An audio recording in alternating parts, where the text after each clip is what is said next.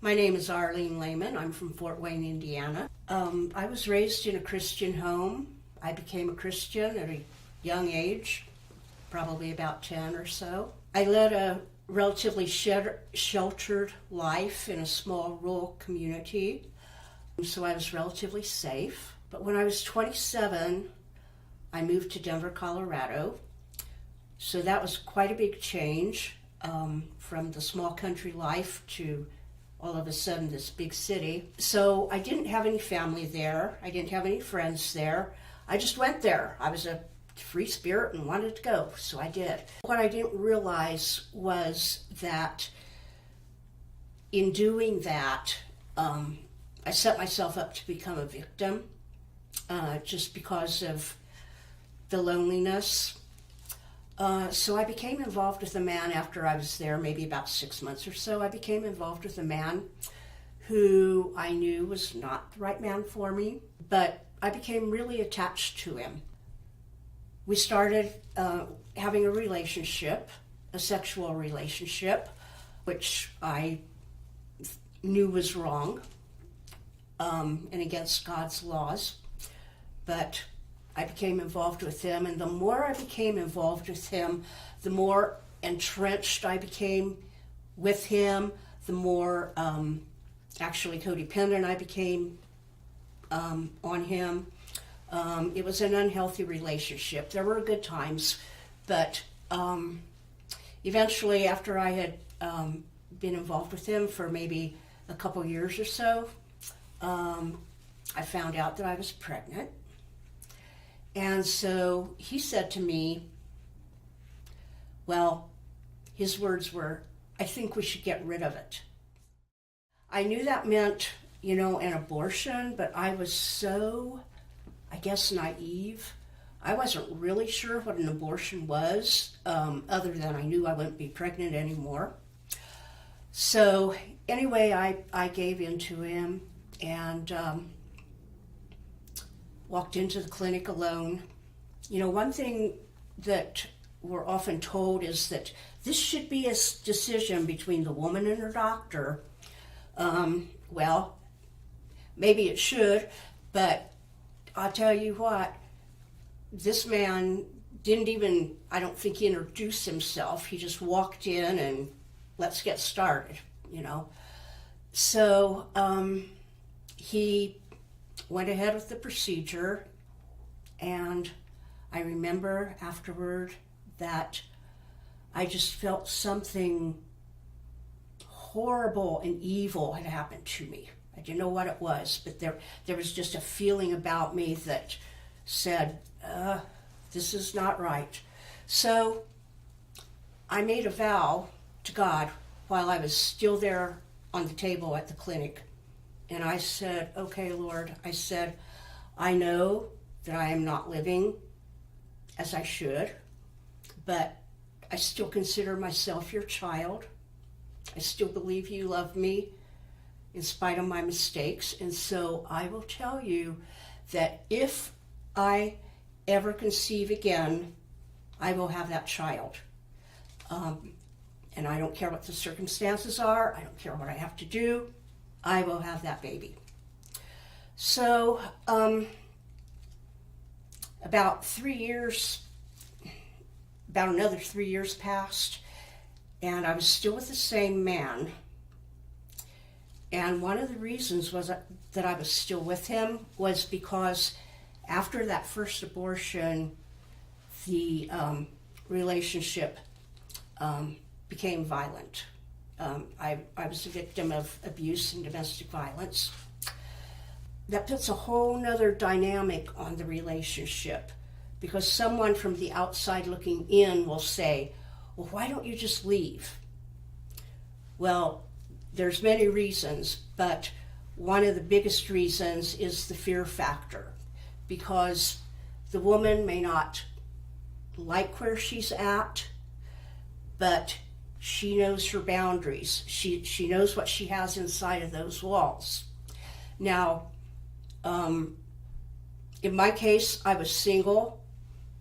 I still had my own apartment. I had a job. But you take a woman in a situation who has 2 or 3 children, who does not have a job, who is totally dependent on her husband, she cannot just walk away.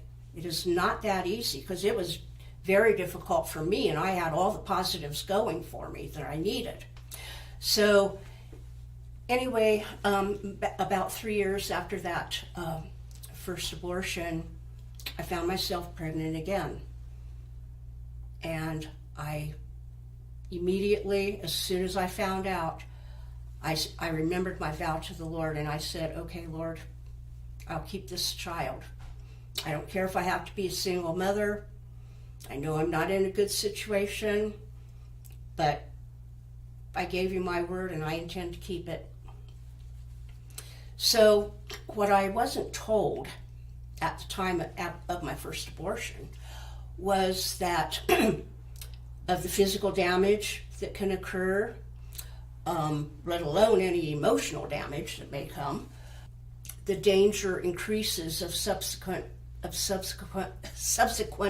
pregnancies, that it can increase because of the damage that has occurred in your body. So anyway, here I am, this single woman, still basically living with this man, but I'm saying, okay, Lord, I'm going to have this baby, I don't care what. So soon after I found out I was pregnant, let me tell you the way I found out I was pregnant. It was the beginning of a new year. It was in January. And, like at the beginning of the year, a lot of times you kind of go back and think about, changes you might want to make, things you want to do differently, whatever. I felt real positive about that year. I just felt something really good was going to happen. So about a week or two into the new year, I just accidentally kind of was touching my stomach, and I felt this lump. It was like about the size of a pecan, and I'm like, what is that, So I made a doctor appointment. I found out that I was pregnant, but what the lump was that I had discovered was a fibroid tumor. And as time went on, I developed several of them. And the doctor said sometimes that he couldn't even understand how I stayed on my feet, because I was just in a bad medical condition. But all through that, I kept saying to the Lord, Lord, I know this pregnancy is very complicated, but I made you this vow that I am going to have this child, and I am, And I had started attending a church where they believed in healing. Even though I was raised in a Christian home, I wasn't really raised with healing scriptures. I mean, like, we believed that the Lord could heal, but we didn't really understand the power that we have as believers to really stand on the Word. And so anyway, I was really standing on the Word and believing that if I keep my vow to God, that, He will keep His vow to me, if you will, and have me deliver a baby. Because the doctor was telling me, due to my fibroid tumors and the chemical changes in my body, they were growing at an astronomical rate. And he said there is not room for a growing baby with 7 or 8 tumors. You just can't do it. So then, of course, my partner was telling me, well, chances are then that you will deliver early. Well, if you have a premature birth, there can be all of these problems wrong with the baby. It might be retarded, it might have physical limitations, it might, this and that, fear, And I just kept saying, no, I have to have the baby, because the doctor had told me that the only way that he could take care of the tumors was to perform a hysterectomy. Well, of course, then I knew that meant I would never have a chance to bear my own children again. So anyway, I kept standing on the word and kept saying, Lord, I'm doing my part. I'm doing my part. Where are you? You know, I'm believing you can heal me. I'm believing you can make good out of this situation, you know. And I went through that for probably right about to the end of my first trimester. And one day I was just really miserable and crying out to God. And I looked up and I said, God, I can't do this anymore. I can't do this anymore. You aren't coming through. I can't do it. So, and my medical condition had gotten so bad that twice I had to go to the emergency room to be catheterized just to be able to urinate because the tumors were blocking the bladder. So I just finally said, you know, I can't do it. So with that, I had my second abortion. It was very traumatic for me.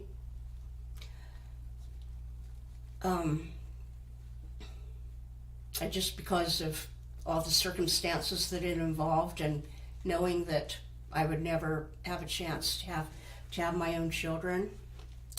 But the interesting part of that whole thing is, as traumatic as having that hysterectomy was and giving up that second child, the Lord made a way of escape out of that relationship. And the way he did it was when my family, as I said, was, you know, miles away. So I had called them and said I was having a hysterectomy. They didn't know I was pregnant. I didn't tell them that. So at that point, two of my sisters decided to come out and help me after my surgery. So as I said, I still had my own apartment. Meanwhile, I was pretty much living with this man. So I had a lot of my daily things there, a lot of my clothes, a lot of my makeup, you know, whatever. So when he found out that my sisters were coming, we didn't really discuss it. And this is another part of the miraculous story, is we didn't really discuss this, but he agreed to letting me go back to my apartment while my sisters came to visit and help me. And I know, I just know that I know he would have never consented to let me go had he known that I had no intention of coming back. Because domestic violence is not about love, it's about power and control. So that's another reason why a lot of women can't leave even though they want to, because they are so much under control that they've lost their self. They've lost their own voice. They've lost their own will. They've just become this little robot to whatever Mr. So-and-so says, you better do it. So anyway, that is how the Lord provided my escape through that traumatic event. And it was just, I still sometimes, I look back and I marvel at it and I say, you know, it is just a miracle that once I moved back, once I went back to my apartment, he knew he had lost control and that I wasn't coming back. And I was very fortunate in that respect, and it was just the Lord's hand of protection upon me. I just truly believe that. So anyway, after all those wasted years in this toxic relationship, as I said, I had started going to a really good church. It was a good-sized church, and it had a lot of support groups. So what happened was I started going to, they had both a group for battered women and also one for abortion recovery. So I started going to the one for the battered women. I attended that group about 3 weeks, and the facilitator said to me, "You know what?" She said, "You are already so far along in the healing process after seeking the Lord like you did." She said, "I want you to facilitate the class." And I'm like, "What?" I know nothing about this, So I was just thrown into it. But I started facilitating the class for the battered women. And then I developed a program. Actually, at the time, they didn't have a post-abortion recovery program. But I developed a program and started facilitating the abortion recovery class. And as I did that, as I facilitated both of them, I started noticing a crossover, that a lot of women who have been abused have also had abortions and vice versa. So, and this was probably 30 years ago. And the Lord started way back then talking to me and saying, "You need to write a book about this." And I just kept making excuses. I was too busy. I didn't know how, this and that and the other. In the past couple of years, the Lord has given me the time. He's giving me the resources. And I have written a book called Healing Hidden Bruises. It is how to recover from the trauma of domestic abuse and coerced abortion, because many times the abortion is due to a coercion of the partner. Not always, but in many cases it is. So I've written that book. My website is www.healinghiddenbruises.com, all one word. You're welcome to check it out.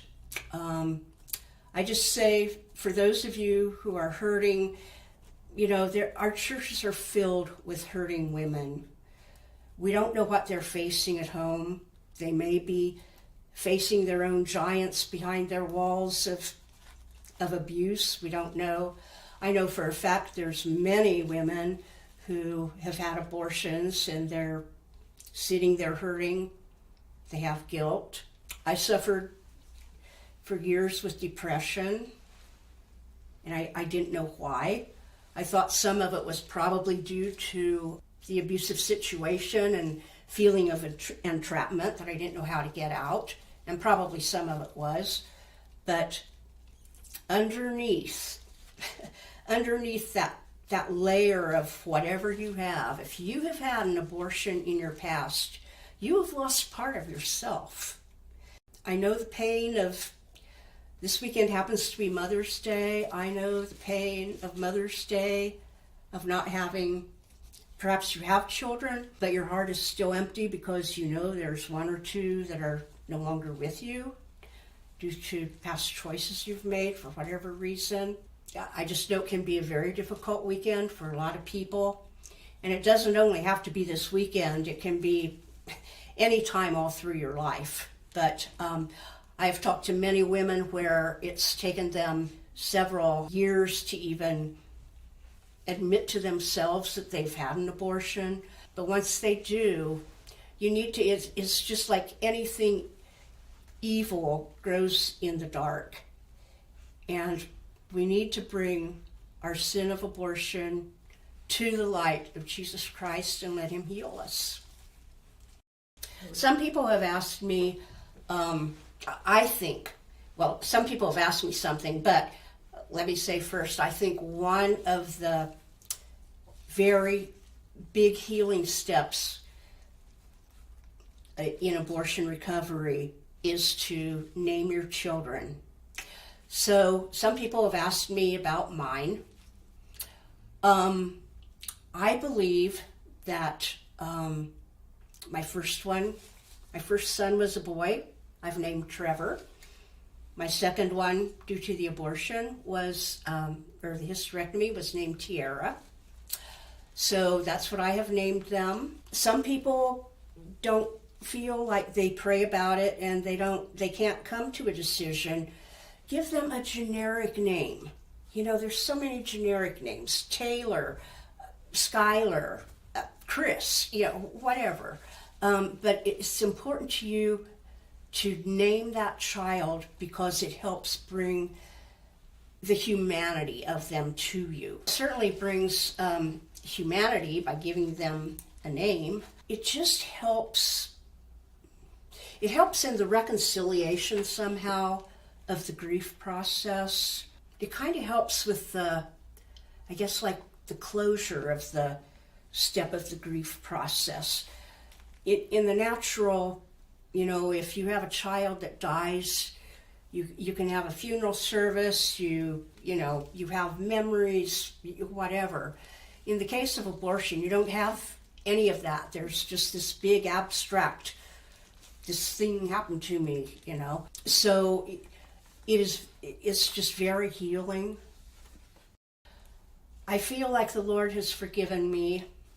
It could take a while. I know I have talked to so many women who say, well, I know God forgives me, but I can't forgive myself. But you know what? If the Lord forgives you, that's all that counts. It's not up to you to forgive yourself, because one drop of Jesus' blood covers all your sin, and it covers the sin of abortion. I know I used to struggle with that. I used to confess Romans 8:1 till I was blue in the face. There's no condemnation. There's no condemnation to those that love Christ Jesus, you know. But I would say it, but yet I'd think to myself, but does that really apply to abortion? Yes, it does. It does. It absolutely does. Like I said, one drop of his precious blood covers all of the bloodshed that you may have suffered of the innocent one. If anyone is thinking about having an abortion, regardless of your circumstances, whether it's of fear or finances or whatever it is, I think one of the things I would tell them is abortion is sold as a quick, easy solution and a right and a choice that you have. But you are not told about the long-term effects. I come from a large family, and I have like 17 nieces and nephews. So it was hard for me to see all these children around me and know that there should be two more. It's difficult for me now because I never did have any children. It's difficult for me now at my age to know that I should be a grandmother. That's another thing, another part of the long term that people aren't aware of, because you don't just wipe a person out and not have any consequences to it, because that person affects other people and other generations to come. So you need to be aware of the long-term effects. Another thing, in my case, I wasn't even told about the other choices as far as adoption. It was never even brought up to me. I never even thought of it, because I was just all wrapped up in my own crisis pregnancy. So you need to be able to have other options as adoption presented to you. A lot of people who have had abortions, whether or not they are a believer, and whether they realize it or not, there really is a sadness inside because when you have an abortion, you give up a piece of yourself. And that can lead to losing your voice. It can lead you into ways of coping with pain that are not healthy, drugs and alcohol, eating disorders. That's a big one. Eating disorders come about frequently after abortion. Also, if you feel like you can't find forgiveness, or that that your sin was so terrible that God can't forgive you, that's just a lie. And it's something the devil uses to hang over your head and just keep you in bondage. For those of you maybe who don't know the Lord, but you feel that, but you have second thoughts about that choice, I would just say that the Lord is there for you, that He will forgive you. All you need to do is just call on Him as your Savior from sin, and He will walk you through the healing that you need. He will bring people to you. He'll bring you songs. He'll bring you books. He'll bring you a ministry, whatever He needs to do.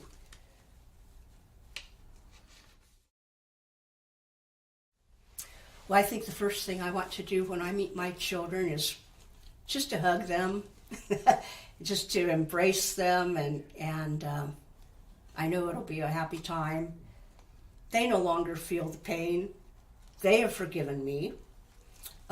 They are now whole, and they're living in glory, and I'll see them someday, and that's the hope that we have as Christians.